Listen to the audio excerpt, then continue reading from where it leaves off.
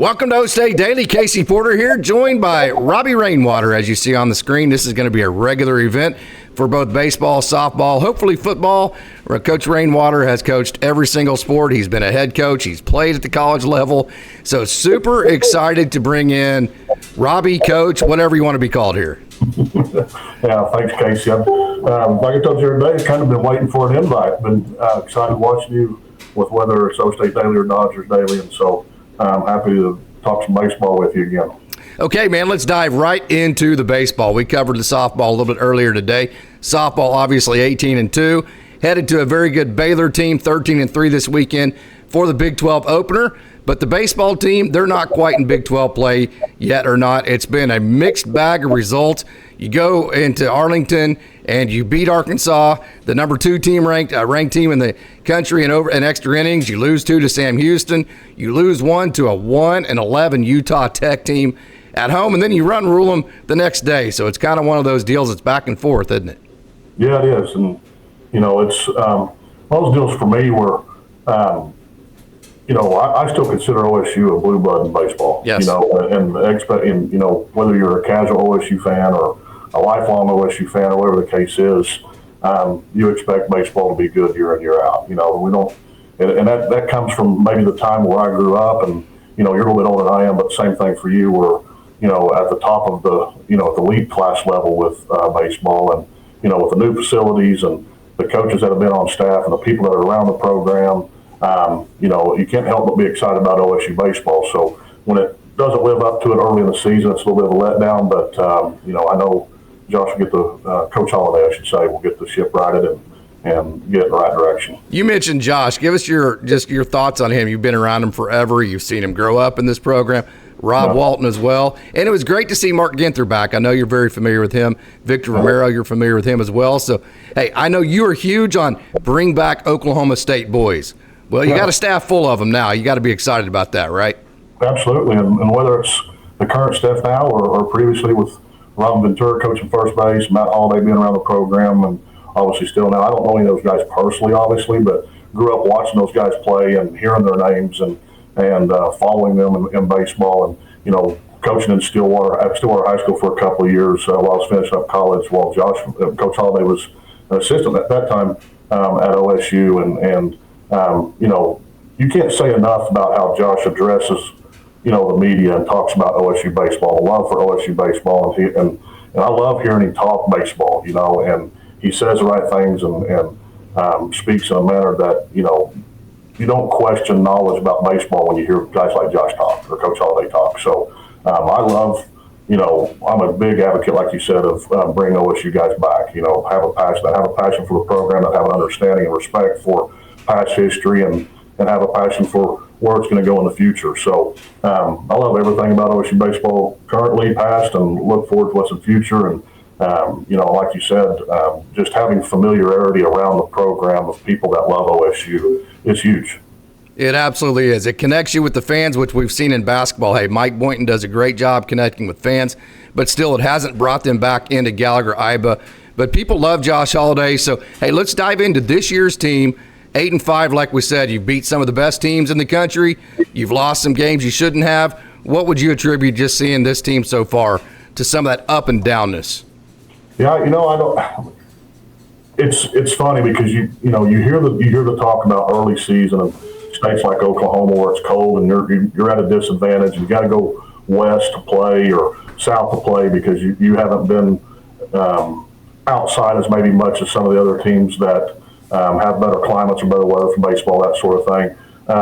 But then on the flip side of that, you look at we just got beat by Utah Tech, right? Yep. I mean, I'm assuming Utah doesn't have any better weather early in the season than Oklahoma. It's not warmer in LaGrange, New Utah. No, it is not. and then you look at it from the standpoint of we got a lot of young guys playing and that sort of stuff, and we're young and that sort of stuff. And a guy like me that tries to dive into it just like you do, and you look at it and say, okay, well, of everybody that's on the roster that has played 10+ games, the top 3 batting averages are freshman, sophomore, freshman. Yeah. So if on one side of the coin we got a lot of young guys playing, on the other side of the coin, what would it be like if those young guys weren't playing? And because they're leading the team batting average wise and guys that have played 10+ games. So and I look at it from the standpoint too of, and yeah, we lost a lot of guys last year to the draft with Riggio and those kind of guys, but we're not the only program that loses guys to the draft, and so it's hard for me, and I know,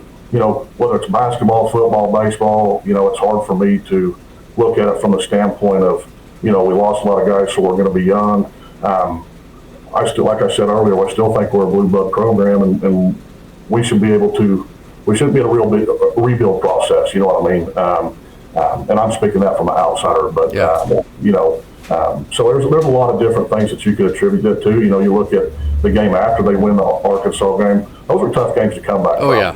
Emotional how you play a 14-inning ball game and you win on a walk-off squeeze bunt, and that was great and exciting. I love small ball, so you can understand the loss the next day or things like that. And baseball's baseball.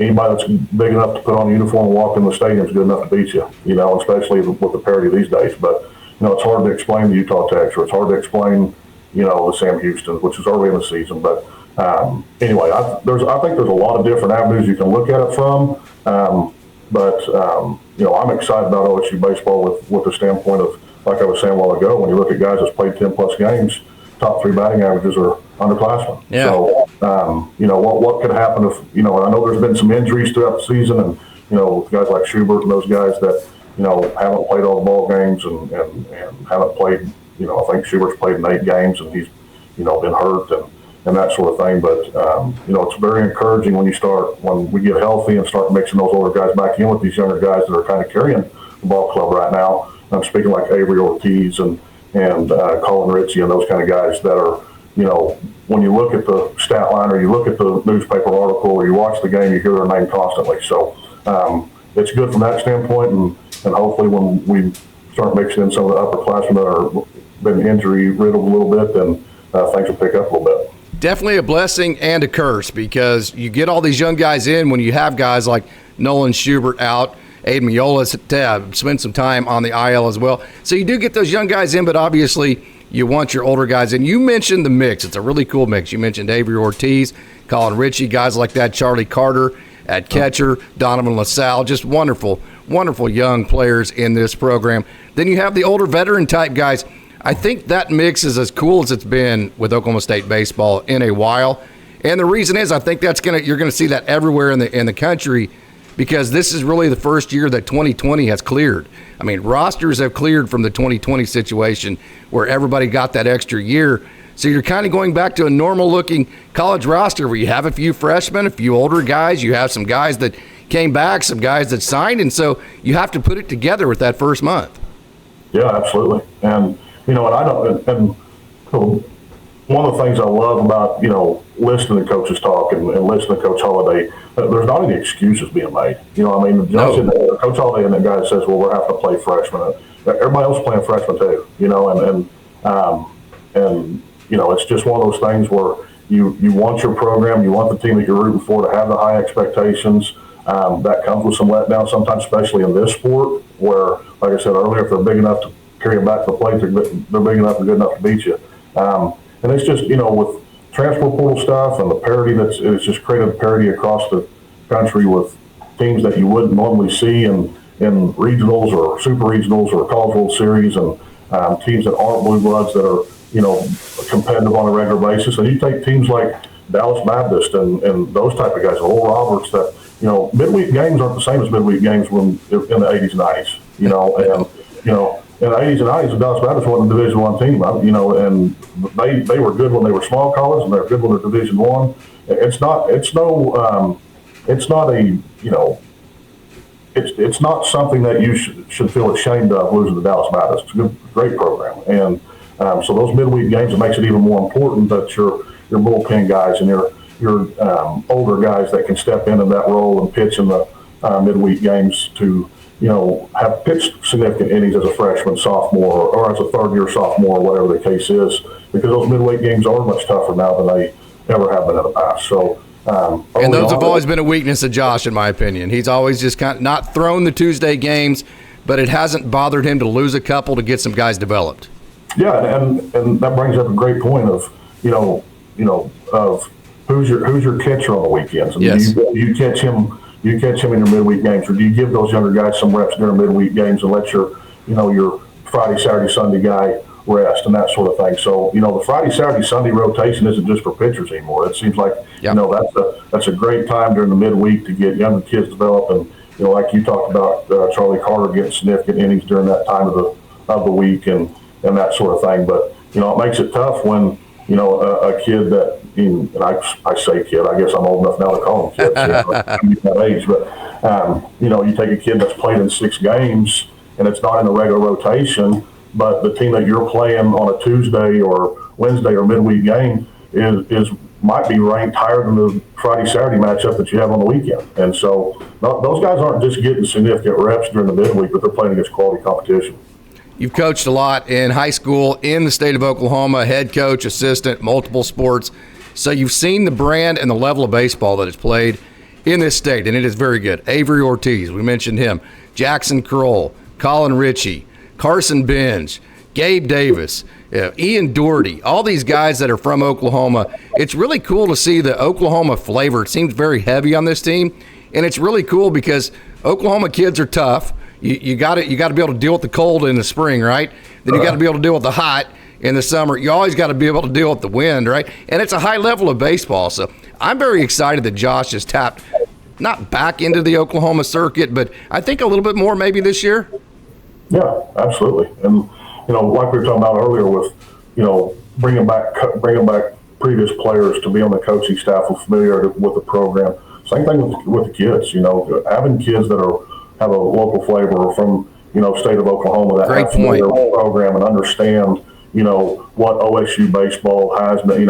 My son's a sophomore in high school. So he's not much younger than the kids that are on OSU's team. So these Avery Ortiz's dad and those guys that grew up in Oklahoma, their dads grew up in the same time frame that you and I did and know what OSU baseball is all about. So, and what the expectation level is there, and that when you have Josh Holliday at the helm and Rob Walton as the pitching coach and understand the brand of baseball that they played under at OSU and the same expectation being there for these kids, it doesn't do anything but good to have OSU people or Oklahoma kids involved with your program, and that doesn't mean, obviously you're going to have to pull from different states and that sort of thing. But, I tease, some buddies of mine, that are, football guys, and everybody wants to claim Oklahoma's a football state, and I still say Oklahoma's baseball state. But you think, wasn't that long ago that, you had the first three first-round draft picks come out of Oklahoma high school in the same year. When you're talking about Dylan Bundy and Archie Bradley and the kid from Deer Creek. So OSU got a lot of yes, Fulmer. And Tyler Anderson was in that period too from Stillwater. Absolutely. And so, and we know those well. We played against those guys here when we were coaching. So you know what I mean. And there's a lot of talent, baseball talent in Oklahoma. It's always been that way. And with the travel ball scene and all that kind of stuff, it's not going anywhere. Talent's just going to continue to develop, and it's great to see those kids that you coach against in high school or your son plays against in high school that end up at OSU, and get to follow those guys for a long time that way. That's how you develop a culture, no doubt about that. Hey, let's get real. Let's talk about it. I've known you for a long time, so I know which side of the coin you're on this. Hey, I have bitched and moaned about this for a long time. Too many strikeouts. It drives me absolutely insane. Put the dang ball in play. Get a 2-strike approach. Make these college kids make a play when it's 45 degrees outside. Nothing. Now, I understand there is such a thing as a quality at bat even with a strikeout. You foul off 5 or 6 pitches. You get into 8 pitches. That allows you to grind the pitch count of the pitcher. You see, so not all strikeouts are terrible, right? There is a quality at bat with a strikeout, but way too many empty at bats with this team. Too many shallow fly balls. Too many strikeouts. So when you look at the games this year, when the strikeouts and walks have been somewhat equal, Oklahoma State's won every one of those games. Yeah. Averaging 10 strikeouts a game, whether you're playing the Dallas Mavericks or Arkansas, or you're playing teams that, are sub 500, that type of thing. Obviously, you want that to be lower. And right now I think OSU's sitting like 2 strikeouts for every walk.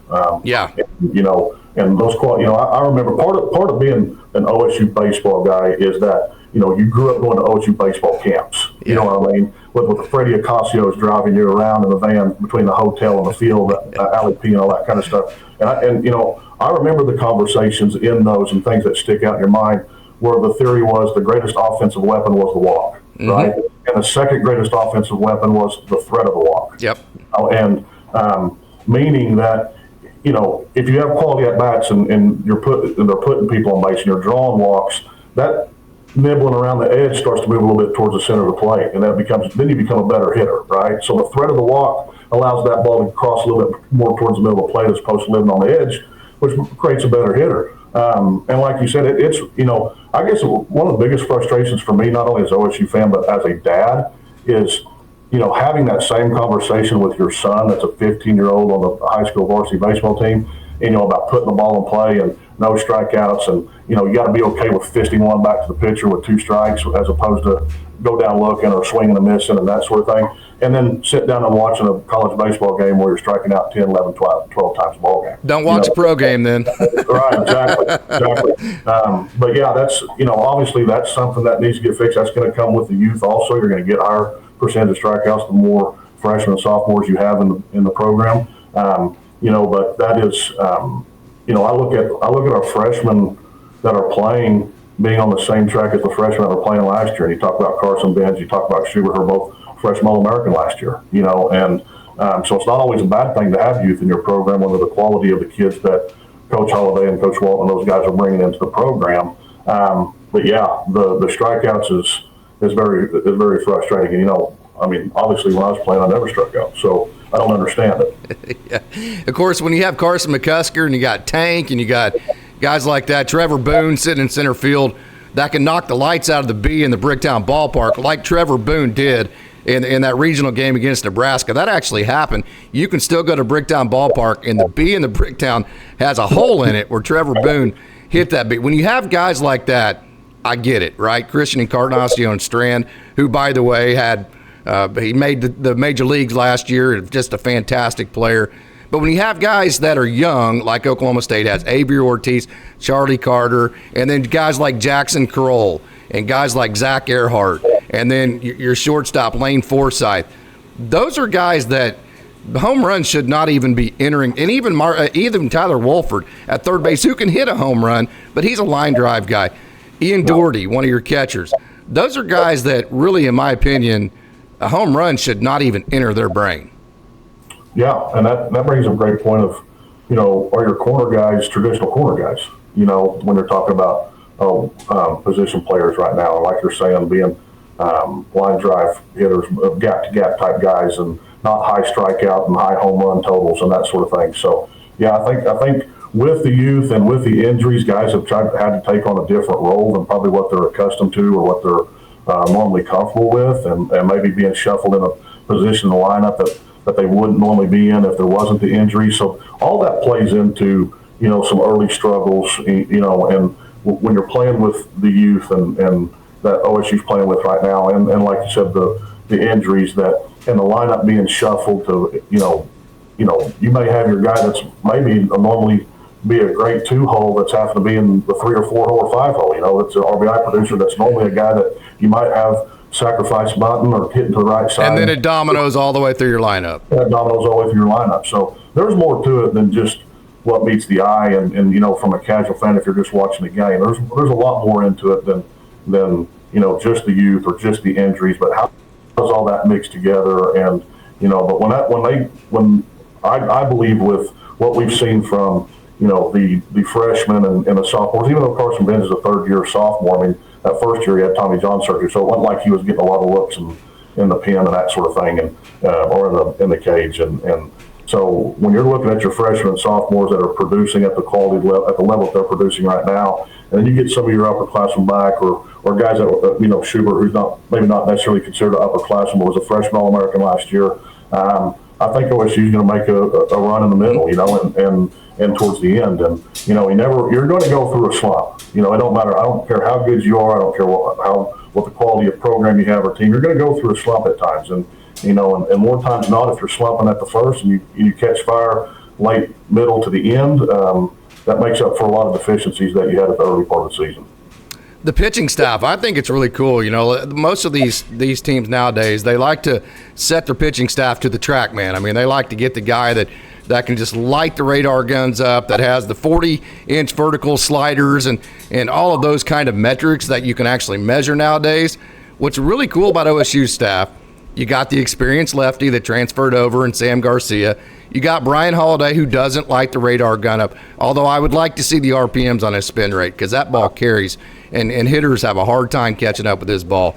But then you do have Jansen Kiesel, who on a Sunday, first pitch is 98. And then in the pen, you have like Gabe Davis, Ryan Bogus, Tommy Molsky can rush it up there, and Gabe Davis has hit 97. But I really like how Rob has diversified this pitching staff. It's not just all the same guy. Like with the Dodgers, it seems like everybody's a high-riding four-seam, a left-turning slider, and a right-turning changeup, and everybody's the same profile, right? Seems like the Oklahoma State Cowboys have a variety of styles. Yeah, and what I notice about, watching, of course, I'm not a practice and all that kind of stuff, and I'm not an insider by any means, but, just watching how those guys get developed year in and year out. Rob Walton wants pitchers. He doesn't want throwers. Correct. And well, that's what he was. Yeah, and what the Holiday kid, Brian Holiday, he's a perfect example. And we were talking before we come on here about ESPN Plus. I love the ESPN Plus platform now because one day you may get Rex Holt on the radio, and next day you may get Tom Holiday on the screen, and just hearing all the different perspectives. And they could use a scoreboard graphic on some of those games. That would be very helpful. Just put a camera on the scoreboard, right? It'd be nice to have a box score during a baseball game, but yeah, hearing those guys talk about, and Coach Tom Holiday was talking about this, I believe, in yesterday's game. But those guys that Matt Holiday had told him that those guys that throw 100 miles an hour in the major leagues, you throw it 2-3 times in the same spot, they're going to time you up and hit the ball hard. Kids are seeing 90 plus miles an hour in high school now, so it's not, if you go and you're throwing 90, 91, to Avery Ortiz and those kids that played 6A baseball or 5A baseball or even their small school baseball in Oklahoma, if you're throwing 90 miles an hour and you don't have a third and fourth pitch, those kids have seen that all through high school, and so seeing guys like the Holiday kid that's a true 4-pitch guy on any count, and have the Kiesel guy behind them coming in late in games and running it up there. But like you're saying, man, you can't go up there and just throw a 4-seam fastball for 3 innings and expect to get people out in Division I baseball or even high school baseball anymore. So they'll eventually time you up and put the barrel on the ball. So yeah, it's great seeing those guys. I love hearing the things about Brian Holiday and what he produced in the Cape Cod League, and I think Coach Holiday even coached him in the Cape Cod League. So yeah, he did. It's nice hearing the backstories with those guys, but seeing how they come in and seeing them get developed year in and year out, and watching guys pitch is just as fun for me as watching a guy that's hitting 16, 17, 18 home runs a year. Going out on Friday, every Friday, turning on the TV or ESPN Plus, knowing that Holiday's going to go out there and pitch and truly pitch, and get to see 4 different pitches on a regular basis, no matter what count it is. It's fun trying to play that guessing game. It is. From the stands or from the living room on a TV and watching guys like that pitch. But that's also why he's got a 0.9 ERA right now too. So yeah, it's great. You can't ask for, in my opinion, but being an OSU guy too, you can't ask for a better coaching staff and the development of players and guys that truly care about not just the baseball aspect of the team, but the academic side, the character side, and those type of things. And sometimes it's hard to find kids that meet all 3 of those areas. Thank God for the comm system that the catchers use nowadays, because I don't have to listen to that stupid number systems being said out loud over and over and over, right? Yeah, well, I wear earbuds to every baseball game now, especially high school, just because, and people think I'm cold. I don't want to hear somebody holler out 3, 2, 1, and use a sign. I can't stand it, Coach. I don't like grass baselines, and I don't like the number system. I want dirt baselines, and I want signals, and so those days are gone. We're getting old, Coach. Yeah, and there was a point in time where you and I were coaching where we would make fun of that and people whistling and all that kind of stuff. And baby, rock and fire, baby, rock and fire. But that is that's the way of the game now. But I'm still old school. I like the signals, and and I especially on Oklahoma, the worst part about the number system is in Oklahoma, the wind's blowing 170 miles an hour most days during the spring. And you don't get to hear the number hollered once. You get to hear it 2 or 3 times. Because the kid on first base that's got a helmet on can't hear the first base coach or the third base coach what number he's hollering out. This is, my goodness, give him a signal. You know what I mean? And so, but yeah. Anyway, By the way, make sure I get this right. 1 whistle was left field, 2 whistles was center field, 3 whistles was right field, correct? That's correct. Yeah. Okay, Coach. Mercer at home this week. The homestand continues. Any final thoughts? No, just excited. I'm excited to be a part of your podcast here. If you have me back, I may have butchered it so bad. Of course. But love talking baseball with you. We've had a lot of good times coaching together and talking baseball together, and look forward to moving forward and talking OSU baseball and baseball in general. I miss all the baseball conversations. Do not miss the bus rides. I can honestly say that. We'll leave it at that. Yeah. Yeah, okay. That's right. But, maybe we can mix in a few stories from time to time in these podcasts too. None of them be true anyway, so there you go. We can embellish.